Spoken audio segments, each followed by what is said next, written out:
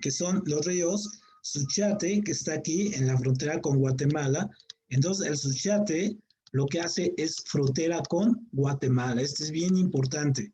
Luego el río Hondo, que es este que está acá, el río Hondo es el que hace frontera con Belice.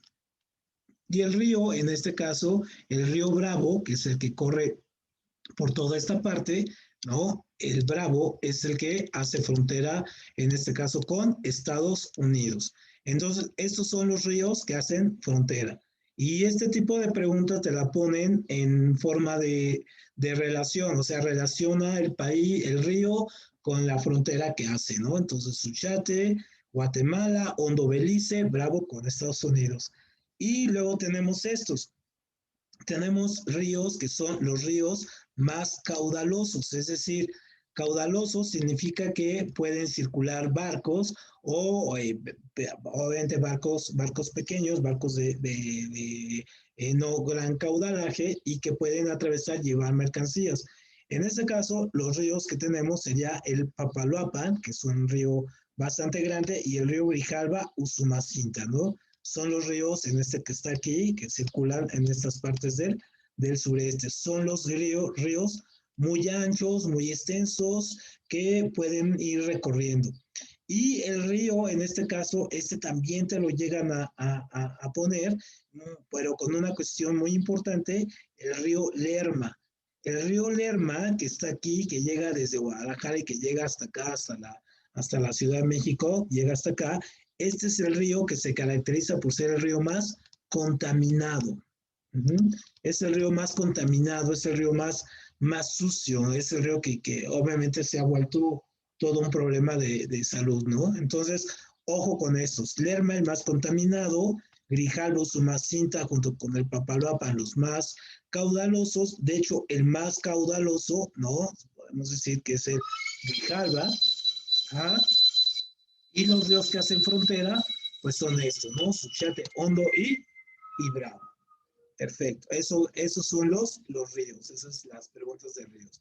Y de las preguntas de montaña son estas. Las preguntas de montaña que te preguntan siempre también, usualmente en los últimos años han venido, pero sobre todo esta, la Sierra Madre del Sur, que se compone de esto, hace aquí y llega con la Sierra Madre de Chiapas.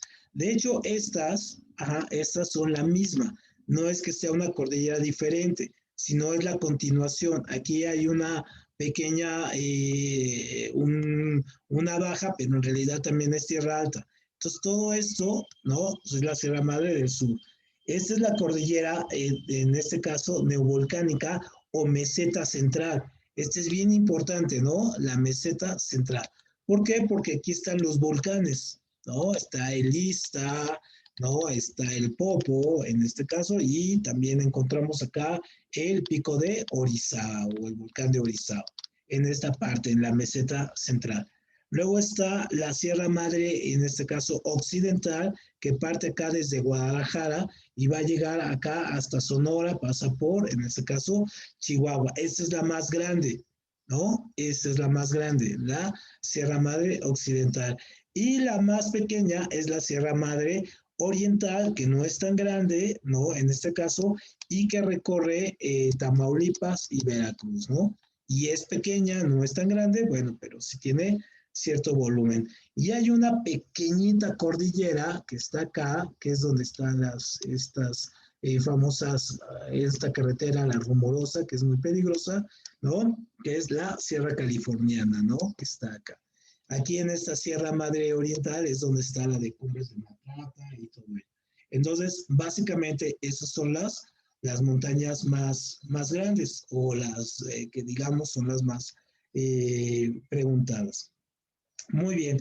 Y también los climas. La parte de los climas en México, si te fijas, el clima que hay dos climas que predominan en este caso. El que es muy seco, perdón, el que es, aquí lo tenemos, el que es seco, o sea, el clima seco que tenemos aquí en toda esta parte de los desiertos, y el clima en este caso templado, que es el verde.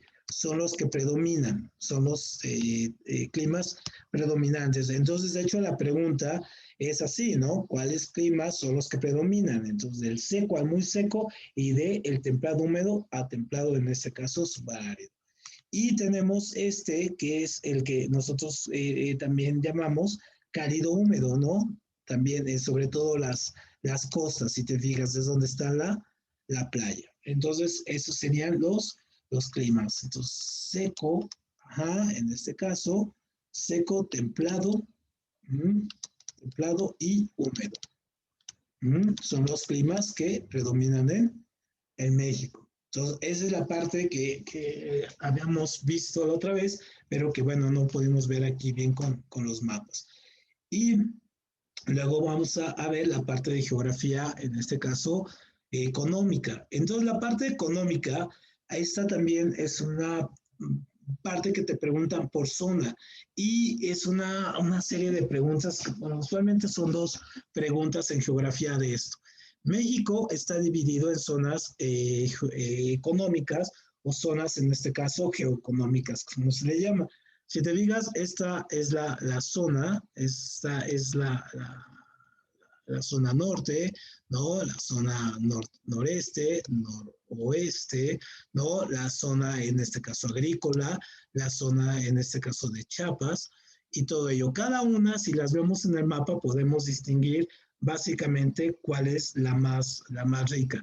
De hecho, la que tiene mayor industria, mayor planta, es esta, ¿no? Es la del norte. O sea, en el norte es donde, digamos, está la riqueza, donde hay el dinero. Y está la azul, ¿no? La zona esta donde está Oaxaca, Guerrero, Oaxaca y Chiapas, esta es la más pobre.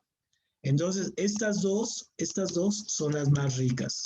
Son las zonas que producen más, que hay más dinero, que hay más concentración de riqueza y también tiene que ver por la cercanía que tienen con los Estados Unidos. Esta zona es la más pobre, es donde hay más analfabetismo, mayores índices de violencia, en fin.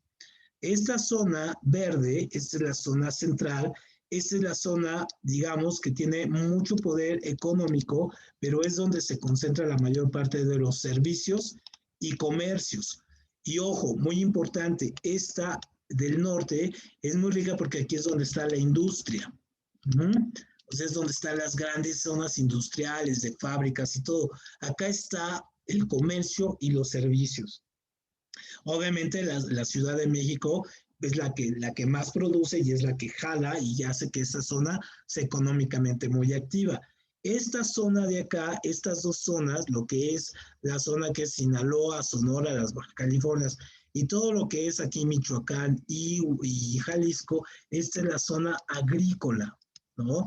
Es decir, la mayoría de los alimentos que nosotros obtenemos, de tanto como ganado, como en este caso de verduras, frutas y todo, provienen de aquí, provienen de esta zona, ¿no? Provienen de esta zona.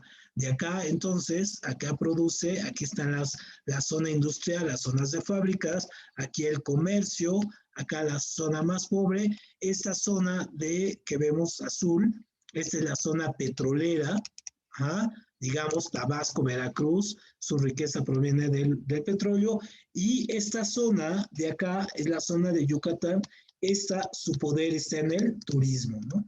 Prácticamente no tienen mucha producción, ¿por qué? Pues porque son tierras que no son tan fértiles, pero es el turismo.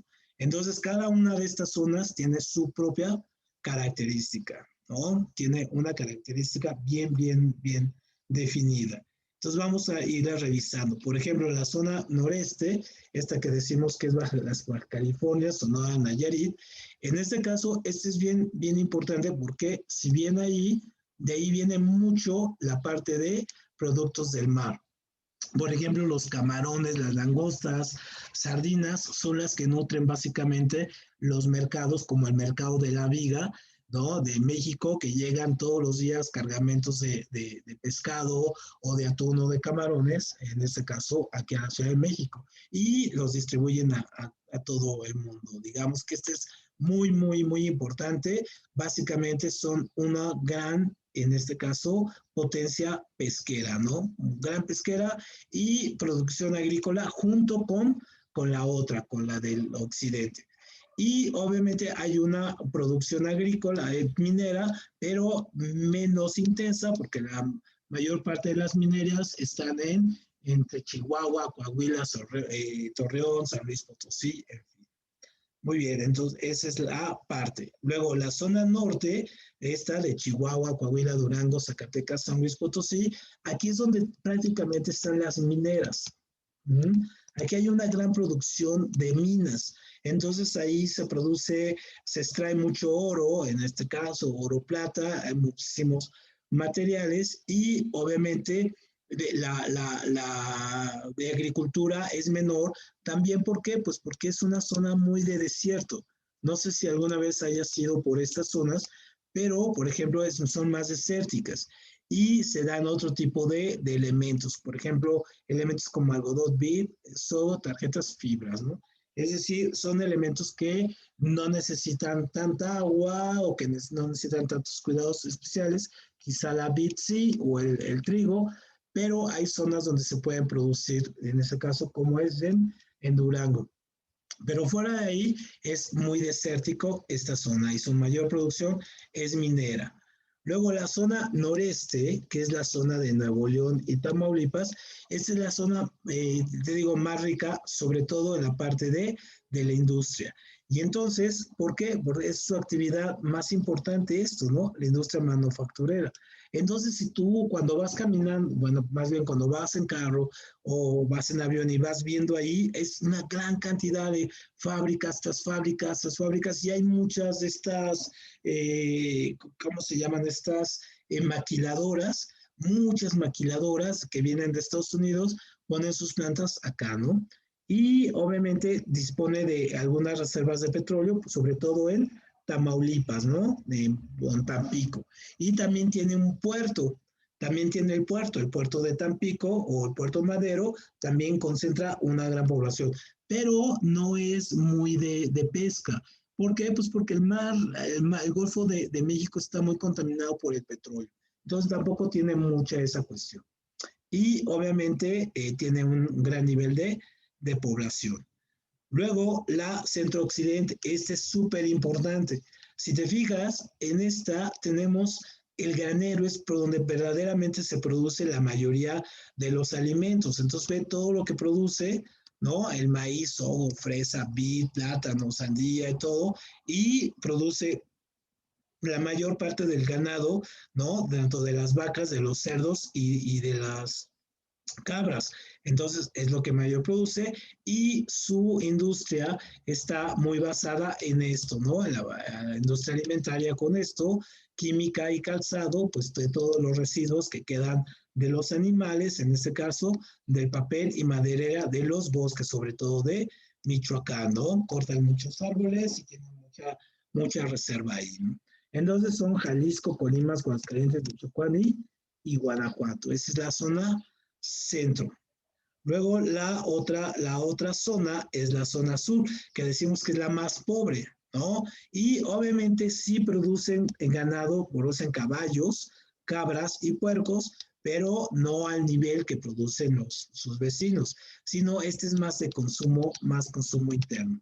Y entonces ahí obviamente sí tienen muchas reservas de gas y petróleo, pero están poco exploradas, ¿no? O sea, tienen poca exploración petrolera ahí y de gas, aunque sí lo tienen. Entonces, mucho de la riqueza de ahí viene de la explotación, sobre todo de los campos de café, cacao, caña y todos estos, ¿no? Entonces, por ejemplo, siempre que vas a Chiapas, a Oaxaca, Guerrero, siempre usualmente lo que te piden es que traigas o café de Guerrero, café o cacao, chocolate o tabasco de Chiapas o de Oaxaca, de estas zonas. ¿Por qué? Pues porque hay muchísimo, ¿no? Ahí es lo que producen básicamente, pero no tienen industria. Entonces no hay grandes fábricas, no hay grandes plantas, no tienen esa noción y tienen unos niveles muy altos de analfabetismo. Luego, la zona centro, es decir, donde vivimos nosotros, esta obviamente sí tiene una producción que se va más a los servicios, es decir, no tiene mucha tierra para sembrar, tampoco tiene mucho ganado y tampoco tenemos minas. pero sí tenemos esta parte de los servicios, es decir, están los grandes hoteles, en este caso, las grandes empresas financieras, ¿no? Entonces tenemos otro tipo de elementos, aquí es donde se hacen los grandes negocios, en esta zona, ¿no? Hay mucho dinero circulando, es donde está la sede de los poderes, ¿no? Aquí vive el presidente, los diputados, en fin, ¿no? Entonces, básicamente su riqueza proviene de ese intercambio financiero. Luego, obviamente, tenemos la zona oriente, que es la zona de Veracruz y Tabasco, y esta es una zona muy rica porque tiene básicamente tres elementos. Por un lado, tiene mucha agricultura, ¿no? Veracruz y Tabasco, y ve todo lo que producen, muchos limones, naranjas, plátanos, caña de azúcar, café, cacao, maíz, pero también tiene mucha pesca, sobre todo este tipo de pesca muy cotizada, como es el pulpo, los ostiones, el róbalo, pero su en este caso, fuente de ingresos es el petróleo y el gas, ¿no? Estos, de ahí es de donde se surten, porque ahí están todas las plataformas petroleras, ahí es donde está básicamente todo Pemex, ahí es donde se produce, ahí está la refinería esta que están haciendo, la de Dos Bocas, en fin, entonces básicamente ahí es su gran riqueza, proviene de ahí, ¿no? Y la zona de Yucatán, la zona en este caso de la península, pues obviamente sí tiene, obviamente, una gran pesca, no del Golfo, sino del Mar Caribe, también tiene mucha producción de ostiones, camarones y todo ello, y produce ganado bovino, es decir, tiene pocas ovejas en este caso, y su en verdad, su gran producción proviene del turismo, ¿no?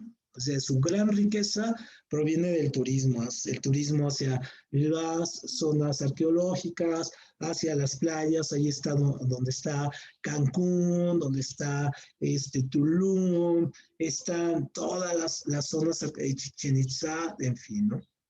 Entonces, esto sería la parte de las zonas. Muy bien, ¿hasta aquí alguna duda con esto, Alan? Con esta parte de las zonas económicas del país. No, profe, pero ¿me lo podrías mandar al rato por WhatsApp? O sea, Sí, las no, imágenes de los claro, mapas. claro, sí, por supuesto, te los mando todo. Y ya ves que te mando también aquí la sesión, ¿no? Sí, el video, ¿no? Grabamos De y la... la subimos. Exactamente, pero te mando todas estas imágenes, de hecho. Y, Vale, muchas gracias. y ya para terminar esta parte de geografía, revisamos este esquema. Este esquema, sobre todo, es la parte de geografía económica. La geografía económica es muy importante porque esa nos indica básicamente cómo se mueve el dinero, cómo se mueven las mercancías, cómo se mueve la producción y nos va indicando de alguna manera la influencia que tiene, sobre todo a la hora de hacer los tratados comerciales como el Tratado de Libre Comercio, la Unión Europea, los acuerdos de libre comercio con otros países, el mismo intercambio que hay entre los estados, entre el Estado de México, la Ciudad de México, en fin, ¿no? Entonces, esa es la geografía económica. Y entonces nosotros tenemos dos grandes sectores de la economía. Uno que es la macroeconomía, aquí uno que es la macroeconomía y otro en este caso que es la microeconomía. Por economía, nosotros lo que vamos a entender es básicamente el estudio de la producción, en este caso, distribución y consumo de las mercancías. Eso es cuando hablamos de economía. Entonces, el estudio de la producción, distribución y consumo de las mercancías. Y obviamente vamos a tener elementos que nosotros llamamos la microeconomía, que está enfocada a las empresas, sobre todo a la empresa privada o a algunas empresas que se llaman paraestatales, es decir, donde hay cooperación por parte del Estado y hay otra cooperación por parte de la iniciativa privada. Y la macroeconomía, que es cuando el Estado, por ejemplo, tiene todos sus indicadores, es decir, esta macroeconomía la hacen desde Palacio Nacional y desde la Secretaría de Hacienda, por ejemplo, y el Banco de México. Ellos hacen hacen la macroeconomía y la microeconomía la hacen las empresas, ¿no? Coca-Cola, los Oxxos, ¿no? En este caso, tu propio negocio, la tienda de la esquina, ¿no? Eso es la empresa. Entonces, vamos a empezar con la microeconomía. ¿Por qué? Porque esta es la que afecta directamente nuestros bolsillos, ¿no? Esta es la que nos dice básicamente cómo está la economía a nivel de piso, digamos, a nivel de tú a tú. Entonces, obviamente, cuando hablamos de macroeconomía, vemos que tiene un tamaño que se limita a las relaciones de intercambio de mercancías entre particulares. ¿Y qué es lo que regula esto? Se regula a través del mercado. Y la única ley que tiene esto es la ley de la oferta y la demanda, ¿no? El tamaño, la distribución y el capital depende de cuánto haya de oferta y cuánto haya de demanda, y en este caso el mercado es el encargado de distribuir los precios. Entonces hay que distinguir cosas muy importantes. Una cosa es el precio y otra cosa es el costo. Ajá. El costo es lo que nos cuesta hacer un producto. Por ejemplo, una silla, ¿no? Nos sale en 20 pesos. Pero el precio, yo le agrego el costo, es el costo más la fuerza de trabajo. Entonces, yo aquí es lo que le pago al trabajador, no sé, le pago 50 pesos y todo ese asunto. Entonces, el precio va a ser de 60 pesos. Y de aquí va a salir la ganancia para el productor, la ganancia para el capitalista. Entonces, obviamente, estos indicadores los están revisando todo el tiempo, o los revisa todo el tiempo. Por ejemplo, cuando tú ves esto de la bolsa de valores, es cuando estamos viendo la gente, estos financieros, estos corredores o brokers, como les llaman también, están revisando estos indicadores que son inflación, desempleo, oferta o demanda. Y con base en ello es que fijan el valor de sus empresas. Entonces, por ejemplo, la bolsa de valores, déjame ponerle aquí, aquí está. La bolsa de valores lo que hace es, en este caso, poner a los inversionistas, en este caso, en un campo. Entonces, haz de cuenta que tú eres dueño de esta empresa, ¿no? Esta es tu empresa, ¿no? Y tu empresa vale el 100%. Pero tú quieres invertirle más, entonces divides tu empresa, ¿no? La divides en dos, esto es tuyo, y vendes estas partes, se las vendes a otros particulares. Entonces lo que hace la bolsa de valores es poner a la venta estos pedacitos de tu empresa que tú quieres, se las da a particulares. Y dependiendo de cómo esté tu empresa, si está sana, si no debe, si vende mucho, vende poco, en este caso es el valor de las acciones. Y entonces tú puedes dividir tu empresa, en este caso, en millones de acciones, en este caso, pero si tú quieres conservar tu empresa, tú te quedas con siempre la mayoría, ¿no? Siempre te vas a quedar con la mayoría. Pero obviamente tú tienes que respaldar el costo de tus acciones con básicamente el valor que tiene en el mercado. Entonces, por ejemplo, Microsoft, ¿no? Microsoft y esta Apple, en este caso, digamos que es el mayor ejemplo. En este caso son dos empresas que se dedican a lo mismo, pero Apple, en este caso, vale muchísimo más que Microsoft, es decir, las acciones de Apple, por decir así, valen $25, mientras de las de Microsoft valen 15. ¿Por qué? ¿Por qué valen más estas? Porque hay mayor plusvalía y hay mayor venta, y por lo tanto hay mayor ganancia de los iPhones que de los productos de Microsoft. Entonces, una empresa, entre más venda, mejor posicionada esté, sus valores, en este caso, su valor de sus acciones, pues es muchísimo más alto. Y cada vez, entre más alto se cotice, más se divide, ¿no?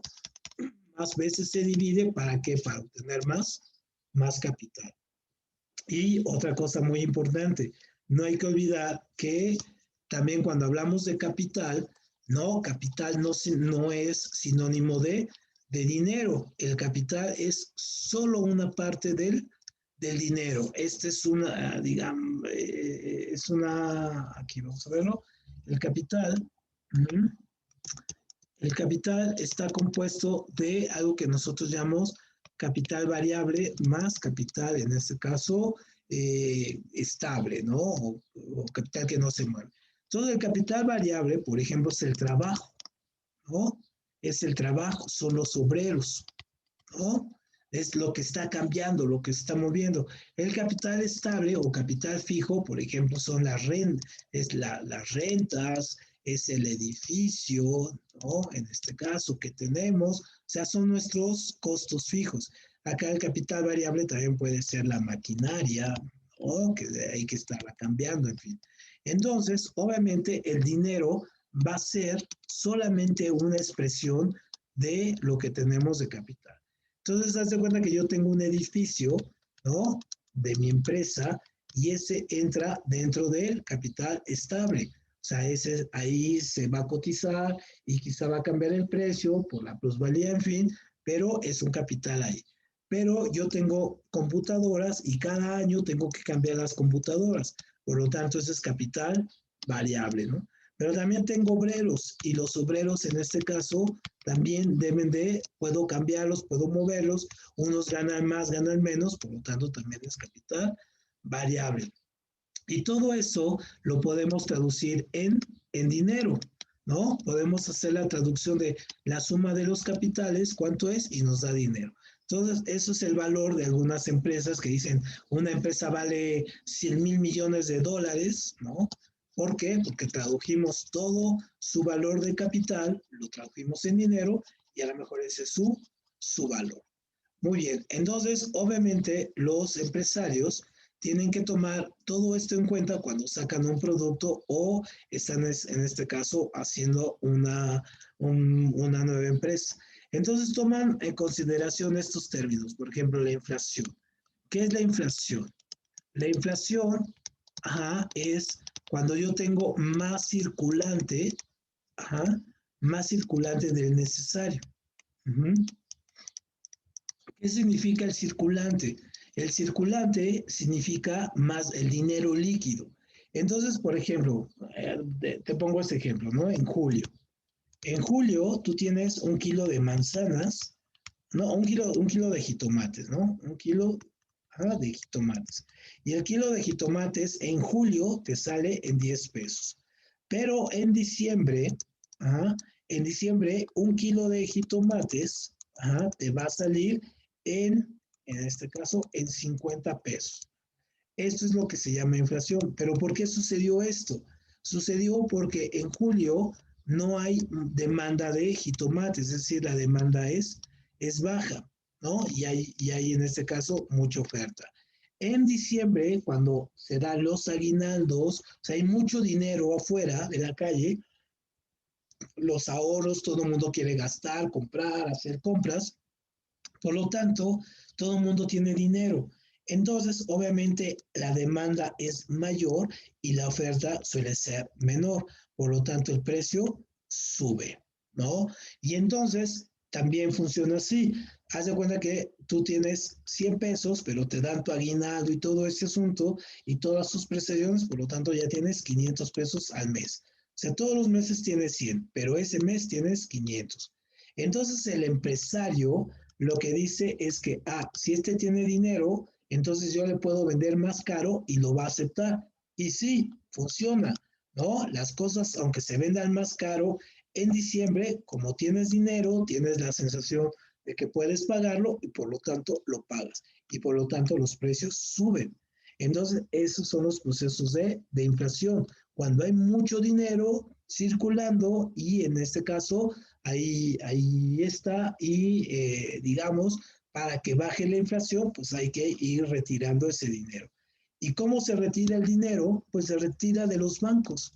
Entonces la gente que va y deja su dinero al banco, entonces ya no, ese dinero se vuelve casi de plástico, ¿no? Se vuelve una cifra, pero ya no lo tiene disponible. O sea, ya no lo puede sacar 100 millones de pesos circulante ya en monedas y billetes, pues ya no lo puede sacar, ¿no? Lo vuelve prácticamente de plástico.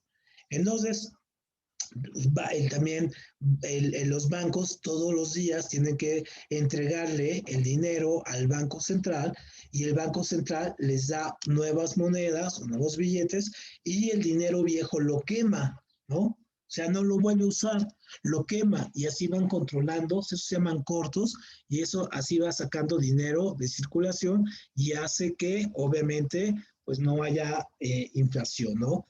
Entonces, cuando hablamos de inflación, una inflación sana es de un dígito, ¿no? O sea, que se mantiene en 3%, 4%. Ya una economía enferma es cuando tiene una inflación de dos dígitos, por ejemplo, 10%, 15%, es que ya estamos en una crisis, ¿no? Luego, otro indicador que se utiliza mucho es el desempleo, es decir, cuánta gente está empleada, cuánta gente tiene trabajo, cuánta gente está en este caso en movilidad. Y entonces, por ejemplo, ahorita con esta crisis del COVID, ¿no? Vino que el desempleo cayó a tasas casi del 30%, es decir, había menos 30% de personas trabajando. Entonces, la población, en este caso, la población económicamente activa del país, aquí en México, aquí somos 130, de esos 130 solamente 50 personas, millones de personas son económicamente activos. ¿Dónde quedan los otros 80? Los otros 80 están entre pensionados, desempleados, niños o adolescentes, ¿no? Se considera una persona económicamente activa una persona entre los 18 y los 60 años, ¿no? Ese es el margen. Y que, bueno, que tiene trabajo, tiene seguridad social, en fin, y todo ello. Entonces, aquí en México solamente el 50 millones de personas no pertenecen al sector de la población económicamente activa. Y de ese 50, solamente un 25% paga impuestos.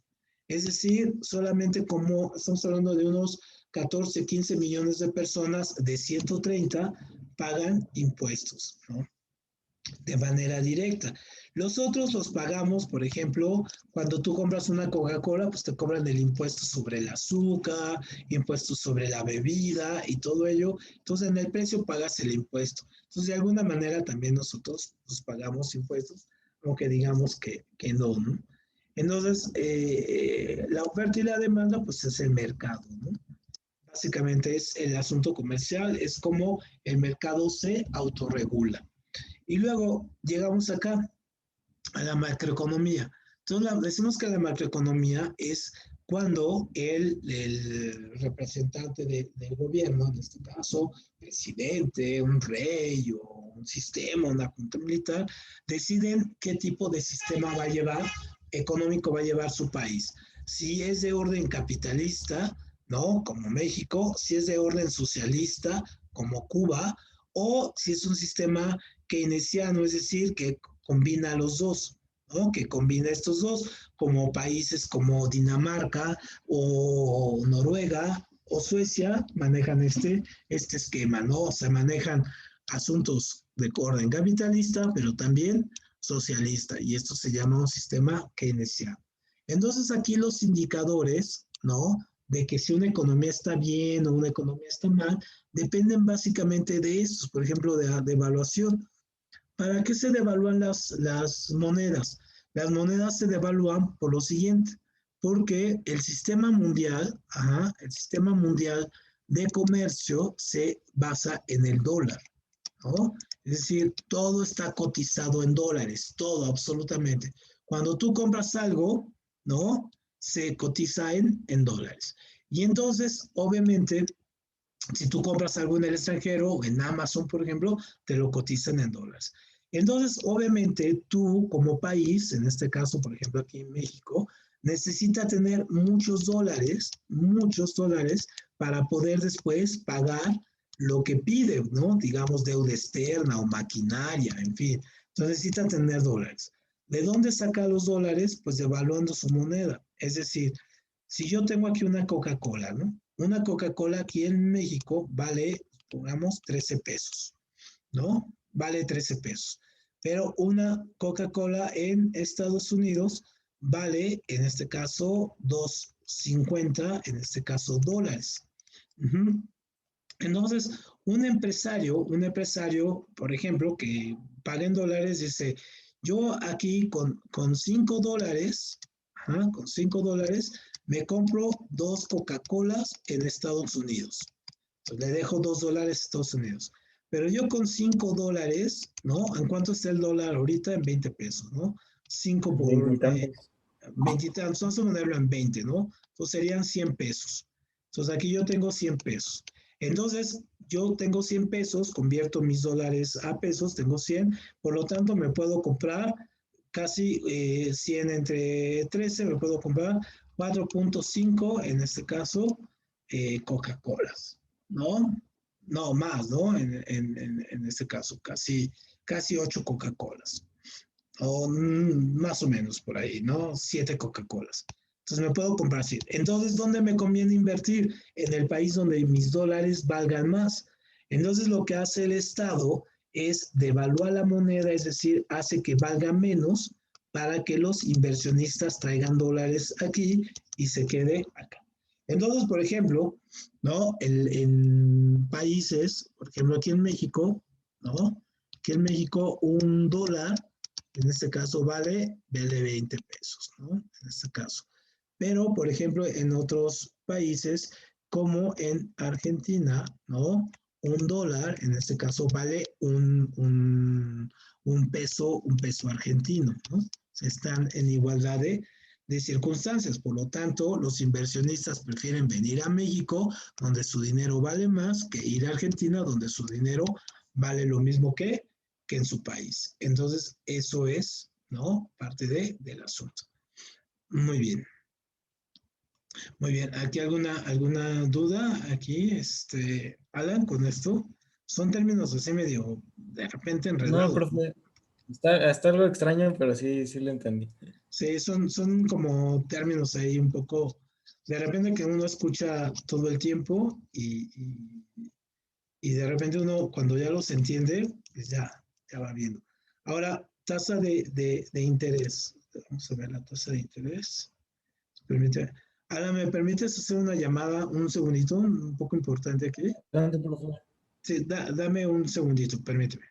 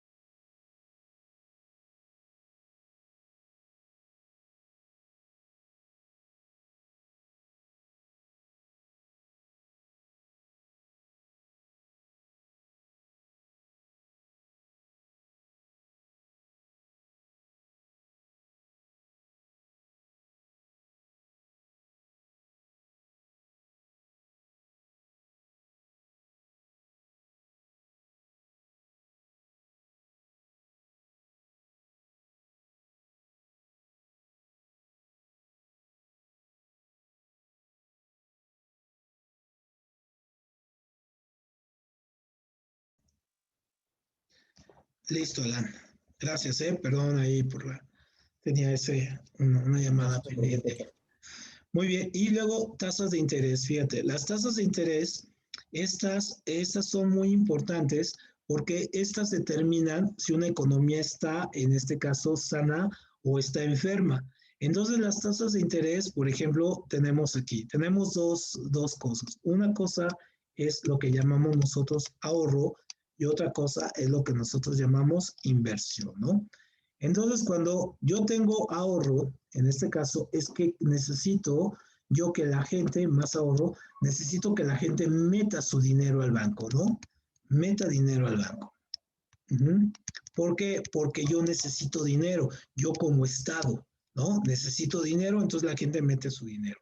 Cuando yo no necesito dinero, en este caso es que necesito que la gente saque ese dinero para invertir y en este caso para impulsar, ¿no? Impulsar la economía. Entonces, yo cuando necesito dinero y necesito que la gente meta su dinero al banco, yo subo la tasa de interés, ¿no? Entonces, la tasa de interés se va para arriba, ¿no? Más la tasa. Cuando yo necesito que la gente no meta su dinero al banco, yo bajo la tasa de interés. Es decir, tú vas al banco y dices, oiga, ¿cuánto me da meto 100 pesos? Y te dice, no, pues te voy a dar una tasa de interés de 4%, ¿no? Dice, no, pues está muy bajo, entonces mejor lo invierto, ¿no? Mejor prefiero invertirlo, puedo obtener 25% más de la inversión, en fin. Pero si tú vas al banco y pues, llevas tus 100 pesos y dices, ¿cuánto me da de interés? No, pues te doy el 30%, ¿no? Ah, pues lo metes, y dices, ahí es dinero seguro. Y entonces, obviamente, el manejo de las tasas de interés, si se van para arriba o si se van para abajo, depende de la necesidad que tenga el estado de ahorro o de inversión. Entonces, ahí te puedes dar cuenta, en este caso, si una economía está sana, si necesita y todo, y los grandes inversionistas se fijan en este tipo de elementos para saber dónde invierten o no. Entonces, por ejemplo, la tasa de interés más usada en México es un instrumento que se llama CETES. Los CETES, aquí deja regresar, los CETES son bonos, en este caso del Estado, que los tasan en dólares y los tasan por el petróleo que tú vendas y están asegurados. Entonces, por ejemplo, si tú tienes una lana, por ejemplo, tienes 1,000,000 de pesos, pues te sale mejor invertirlo en CETES, lo metes, compras estos recursos y en 2, 3 años no te dan el doble, pero sí te dan una gran, por lo menos el 50% sí, ¿no? De lo que tú inviertes. Entonces, son instrumentos de inversión muy usados por los inversionistas, sobre todo extranjeros, ¿no? Y se fijan en las tasas de interés. Y luego la balanza presupuestaria también se conoce como balanza de pagos. Nosotros tenemos dos términos, uno que se llama déficit, ajá, déficit, y otro que se llama superávit, ¿no? Superávit. Ajá. Entonces, estos dos manejamos algo que se llama balanza de pagos. Entonces, por ejemplo, tú pides un dinero prestado, ¿no? Pides dinero. Entonces, tú pides 100 pesos. Se lo pides a Estados Unidos. Entonces, obviamente, Estados Unidos va a decir, ok, ¿con qué me aseguras que me vas a pagar mi dinero? Dices, pues con mi balanza presupuestaria. Entonces, déficit, cuando yo estoy en déficit, en este caso, es cuando yo gasto, ajá, gasto más de lo que gano. Es decir, estoy, en este caso, gastando muchísimo dinero, pero no lo estoy produciendo. Y cuando estoy en superávit, es que en este caso yo estoy gano más de lo que pido. Entonces, un estado, usualmente los estados tratan de estar en superávit, es decir, ganar más para pedir menos dinero a los países, porque la mayoría de los países están en estado de déficit. Entonces, como tú manejes tu presupuesto para que esté en déficit o esté en superávit, maneja en este caso, y esto lo vemos cada año hay un debate acerca de la balanza de déficit y superávit, en la Cámara de Diputados acerca de cómo manejar el presupuesto. Entonces, un poco el manejo de presupuestario es esto. Tú agarras y pones en la balanza y dices, estos son mis egresos, ajá, y estos son mis ingresos. Uh-huh. Entonces, mis egresos, en este caso, es lo que sale, ¿no? Lo que gasto. Uh-huh. Y mis ingresos es lo que entra, en este caso, es decir, lo que cobro. Y entonces, por ejemplo, tú determinas, en este caso, cuánto dinero te va a entrar y por dónde. Por ejemplo, dices, voy a cobrar impuestos, más impuestos, voy a tener en este caso más multas, en fin, ¿no? Y ahí me voy a hacer de dinero. Y egresos, digo, esto lo voy a gastar en escuelas, esto lo voy a gastar en salud, ¿no? En fin, con este dinero que yo recaudo, puedo hacer esto. Entonces, si tu balanza, en este caso presupuestaria, de ingresos y egresos está balanceada, pues tienes un estado sano. Si no está balanceada, pues también se va y tienes que pedir dinero prestado. Otra balanza que también se fijan mucho, porque son estas tres, déficit, superávit, ingresos y egresos, es esta otra. Esta es la otra balanza que tenemos, que es, en este caso, la balanza comercial. Entonces, en la balanza comercial yo tengo aquí las exportaciones, exportar, y las importaciones. Entonces, cuando un estado, en este caso, exporta mucho, ¿no? Exporta más de lo que importa, se puede decir que tiene una economía sana, es decir, una economía fuerte. Pero cuando importa más de lo que exporta, tiene una economía enferma, es decir, que está gastando mucho dinero, gasta muchos dólares, gasta mucha lana y se le va la lana aquí, ¿no? Entonces, estas son las balanzas presupuestarias. Si te fijas, son tres diferentes, pero cada una está relacionada con la otra. Entonces, eso es, digamos, si te quieres dedicar después de la universidad a ser empresario o dedicarte a hacer negocios con el Estado, pues son este tipo de cositas las que tienes que ver, ¿no? Luego, el otro, y sobre todo a la hora que te preguntan en el examen, es un poco así, ¿no? Es un poco, ¿para qué sirve esta balanza? ¿Esta balanza para cuál es? ¿Esta balanza qué elementos tiene? Entonces, por eso hay que verlo esto mucho. Entonces aquí ahora tenemos estos tres van relacionados. Esto se llama el producto, ajá, producto nacional, nacional bruto. Ajá, Producto Nacional Bruto, el PNB.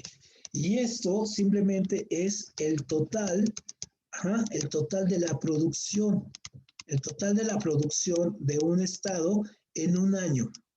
En un año.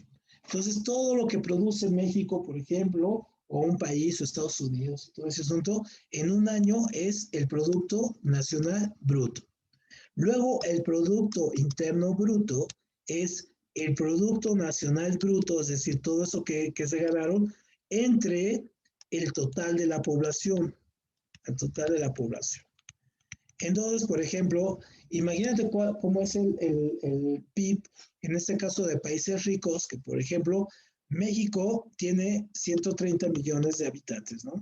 ¿Cuánto será su Producto Nacional Bruto? Que a cada uno de los mexicanos nos toca aproximadamente como $1,000. $1,000 al año. $1,000, o sea, como 20,000 pesos, ¿no? Al año. Si distribuimos todo lo que producimos, lo dividimos entre los habitantes, nos toca $1,000 al año. Pero hay países que, por ejemplo, como Estados Unidos, que son 300 millones, o sea, son 3 veces más que nosotros. ¿Cuál será su Producto Interno Bruto? Que les toca casi $35,000 al año, ¿no? A cada uno. O sea, eso te habla de la diferencia que hay de economía entre Estados Unidos o México. O, por ejemplo, Japón, ¿no? Japón, en este caso, Japón tiene, ¿cuál será su Producto Interno Bruto? Que también tiene igual, tiene la misma población que México, tiene esto, pero Japón tiene aproximadamente $50,000 al año, ¿no? De PIB. sea, más que Estados Unidos. Entonces, teniendo menos población, tiene un mayor PIB, ¿no? Es decir, tiene una economía muy poderosa, ¿no? China, pues China va por lo mismo, ¿no? Porque China es tan fuerte que China tiene casi 1.200 millones de habitantes, ¿no? ¿Y de cuánto será su PIB? Que le toca casi unos 18,000 dólares anuales a su gente, pero tiene 1.200 millones de habitantes. Eso te habla del poderío de China, de la economía china, ¿no? O sea, es muy poderosa y de hecho ahorita ya puede considerarse como la mayor economía del mundo. O sea, por arriba de Estados Unidos ya está la economía china, ¿no? Por eso también tanta bronca con los Estados Unidos, con los chinos y por eso tanto recelo que hay, y aunque esté Trump o que esté Biden o todo ese asunto, pues obviamente los rivales a vencer para poderse mantener, pues son los chinos. Y luego tenemos el último indicador, que es el IPC. El IPC, es lo que nosotros llamamos ingreso, ingreso per cápita, ¿no? Entonces, el ingreso per cápita es lo que nos toca a cada uno de los individuos, todo lo que producimos, ¿no? Durante un año. Y entonces, pero de manera individual. Entonces, el ingreso per cápita, por ejemplo, es lo que recibe cada ciudadano. Ya todavía aquí es el PIB, ¿no? Es el PIB menos la depreciación, entre el total de la población. Entonces, tenemos al PIB, todavía le tenemos que restar lo que gastamos en insumos, por ejemplo, en gasolina, reposiciones, materiales, nuevos instrumentos, o sea, en toda la depreciación. Por ejemplo, compro una maquinaria, pero ya al año ya la gasté, entonces tengo que bajar el precio. Cuando hacemos esta ecuación y la dividimos entre el total de la población, me da el IPC, ¿no? El ingreso per cápita. Y de hecho, los economistas, el indicador más importante, el indicador en este caso que más estudian es el IPC, ¿no? Es el que realmente estudian aquí. Muy bien. Entonces, ya para terminar esta parte, solo vemos aquí esto, a ver, déjame borrarle aquí.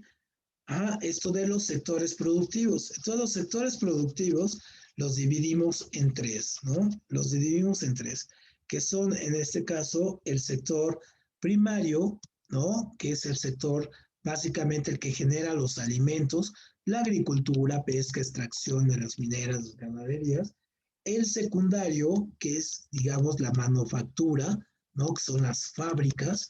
Y el sector terciario, que son el comercio y el servicio, ¿no? Entonces, básicamente un país poderoso, un país rico como China, Estados Unidos o Japón, Alemania, tienen un gran sector secundario, ¿no? Tienen mucha fuerza, tienen un gran valor de servicios, es decir, tienen mucho turismo, tienen telefonía, tienen en este caso servicios de comunicación muy buenos y tienen autoconsumo.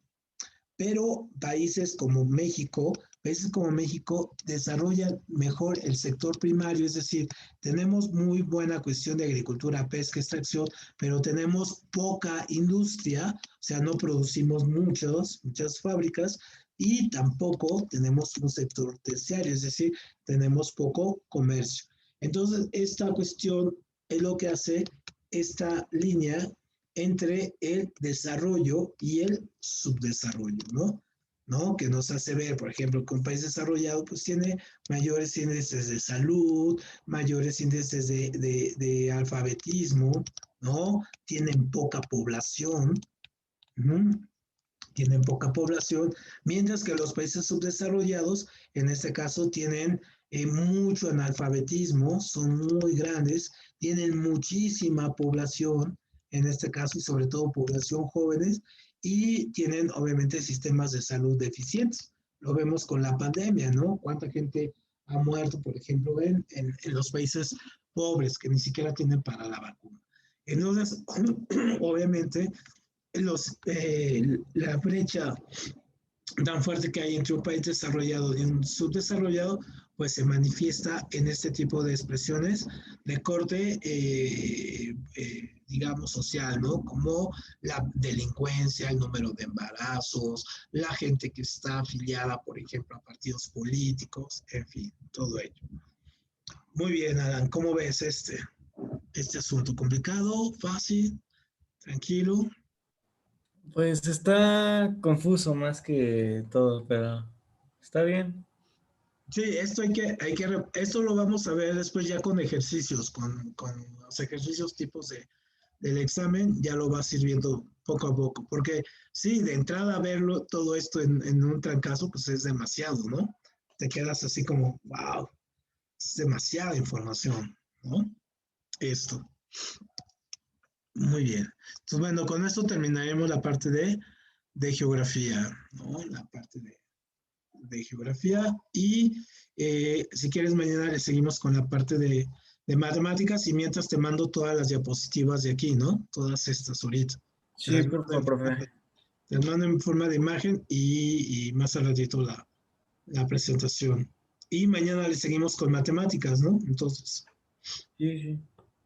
ya no nos dio tiempo. Sale, entonces mañana es viernes, mañana te busco a las 5. Mañana sí nos podemos ver a esa hora. Es el mayor problema. Ok, vale, profe. Mañana lo Vale, veo. nos vemos, Alan. Buena tarde. Bye. Bye bye. Igual.